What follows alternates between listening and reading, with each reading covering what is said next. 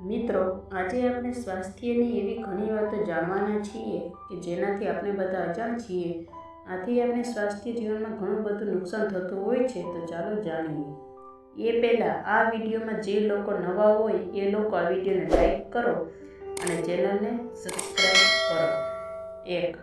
માખણની સાથે થોડું કેસર મિલાવીને રોજ રાત્રે હોઠ પર લગાવવાથી કાળા હોઠ પણ ગુલાબી થવા લાગે છે. 2. નાતી વખતે એક પગ બીજા પગ પર ઘસવાથી અતિશય નિંદ્રતા આવે છે. 3. ખજૂર કેલ્શિયમનો સૌથી સારો સ્ત્રોત છે. તેને ખાવાથી હાડકાં મજબૂત થાય છે. 4. જો બાફેલા બટેકાનું પાણી વાળમાં લગાવવાથી વાળ સફેદ ન થાય તો આજથી જ તમે બાફેલા બટેકાનું પાણી ફેંકી નહીં દેશો, પરંતુ તેનો ઉપયોગ કરશો. 5.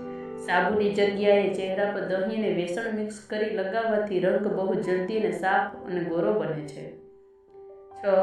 બે સફેદ વસ્તુ ઝેરી સમાન છે. વધુ પડતી ખાંડ કે મીઠાનો ઉપયોગ કરવો નહીં. ખાંડ બંધ કરી અને એટલો ગોળનો ઉપયોગ કરવો અને ભોજનમાં બને તો સિંઘવ મીઠું વાપરવું. 7.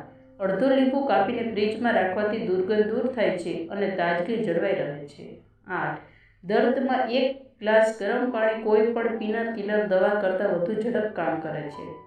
9. પેકેટવાળી વસ્તુ ખૂબ જ ઓછી ખાવી. ચા, કોફી બિલકુલ ન પીવી. જમતી વખતે વચ્ચે પાણી ન પીવું. 10. પગને તળિયે રાઈનું તેલ લગાવવાથી આંખમાં આવતી ખુજલી અને જલન દૂર થાય છે. 11. સફરજનને છોલીને બારીક કાપી તેમાં થોડું મીઠું ઉમેરીને સવારે ખાલી પેટે ખાવું. માથાનો દુખાવો દૂર થશે. 12. ખાવાનું ખાતી વખતે પાણી ક્યારેય ન પીવું. 32 મિનિટ પહેલાં કાં તો 32 મિનિટ પછી પીવું. 13. ઉધરસ, કફ, ખાંસી વધારે આવે તો રોજ રાત્રે સૂતી વખતે દહીંમાં હળદર મિલાવી પીવું. તેનાથી કફ અને ખાંસીમાં ઘણી રાહત મળશે. 14. કાંદાના રસમાં મધ ભેળવીને પીવાથી ગમે તેવી ઉધરસ મટે છે. 15. કારેલાની કડવાશ દૂર કરવા માટે તેને છોલીને મીઠું નાખીને રાખવાથી કારેલાની કડવાશ દૂર થઈ જશે.